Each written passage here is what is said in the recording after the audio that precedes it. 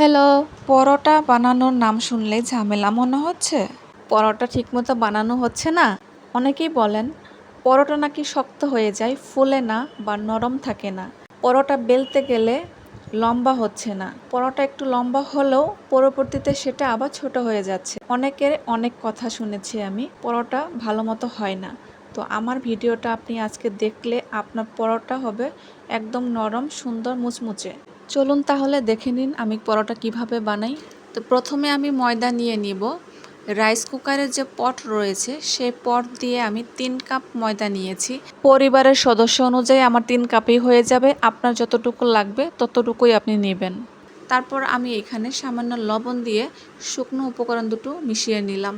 এখন আমি সয়াবিন তেল দিয়ে একটা পাতলা ব্যাটার তৈরি করব।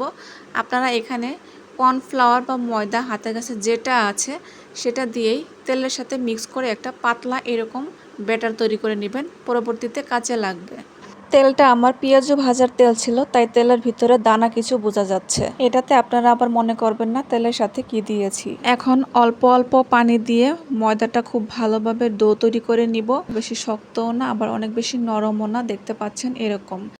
এবং পানিটা অবশ্যই আপনার কুসুম গরম পানি হতে হবে, তাহলে আপনি পরোটা যখন বেলতে যাবেন পরোটা সুন্দর মতো বেলা হবে এবং পরোটা খুব সুন্দর হবে। পানি দিয়ে মথে নেওয়া হয়ে গেলে শেষে আমি সয়াবিন তেল দিয়ে আবার ভালোভাবে মথে নিচ্ছি। দেখুন সুন্দরভাবে আমি মথে নিয়েছি। এরকম মথে নিয়ে আপনারা একটু রেস্টে রাখবেন। রেস্টে রাখলে ভালো। আর যদি হাতে সময় না থাকে তাহলে সরাসরি পরোটা বানিয়ে নেবেন। আমি একটা পরোটা বানিয়ে দেখাচ্ছি। প্রথমে একটা রুটি বানিয়ে নিব।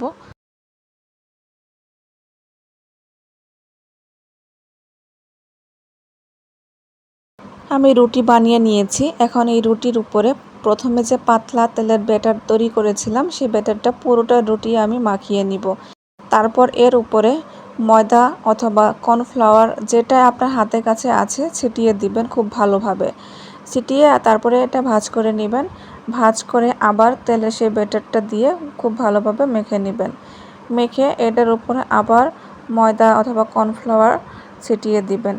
তো এইভাবে প্রত্যেকটা ভাঁজ করবেন আর ভাঁজের উপর করে এভাবে করে দিবেন। দেওয়ার পর পরোটাটা যখন ভাজবেন তখন পরোটাটা ফুলকো ফুলকো পরোটা হবে এবং খাওয়ার সময় এই ভাঁজের যে লেয়ার তৈরি হচ্ছে এই লেয়ারগুলো খুলে খুলে আসবে।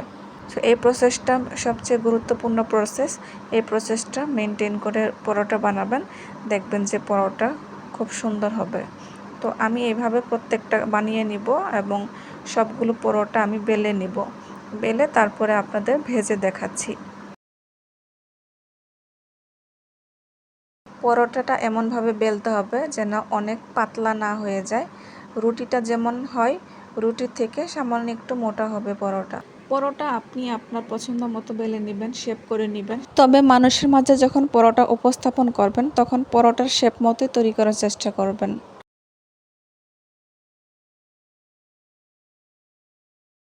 দেখুন পরোটার থিকনেসটা আমি এরকম রেখেছি।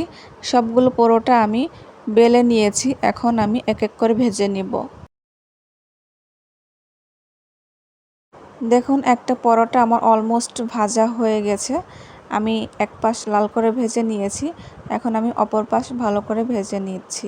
পরোটা এভাবে লাল লাল করে ভেজে নিলে পরোটা অনেক মুচমুচে হবে।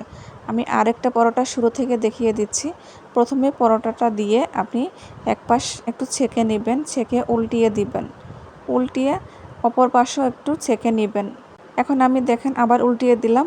এখন এই পাশটা আবার উল্টিয়ে দিব, যার ফলে রুটিটা কিন্তু খুব ভালোভাবে ফুলে উঠবে। দেখুন রুটিটা আমার কিন্তু খুব ভালোভাবে ফুলে উঠেছে। এই পর্যায়ে আমি এখানে তেল দিব। তেলটা দিয়ে রুটির দুই পাশটা আমি লাল লাল করে ভেজে নিব। পরোটা মচমচে হওয়ার জন্য তেল দিয়ে দুই পাশ লাল লাল করে ভাজাটা কিন্তু সবচেয়ে গুরুত্বপূর্ণ। তো ফ্রেন্ডস, ভিডিওটি আপনাদের কাছে কেমন লাগলো কমেন্ট করে জানাবেন। ভিডিওটি ভালো লাগলে লাইক কমেন্ট করে পাশেই থাকবেন। নতুন অবস্থায় বোনটাকে অবশ্যই একটু সাপোর্ট করবেন। আপনার একটা সাপোর্ট আমাকে অনেক উৎসাহ দিবে। আজকের মতো বিদায় নিচ্ছি। নেক্সট ভিডিওতে আবার দেখা হবে ইনশাআল্লাহ। সেই পর্যন্ত সবাই ভালো থাকবেন, সুস্থ থাকবেন। আল্লাহ হাফেজ। আসসালামু আলাইকুম।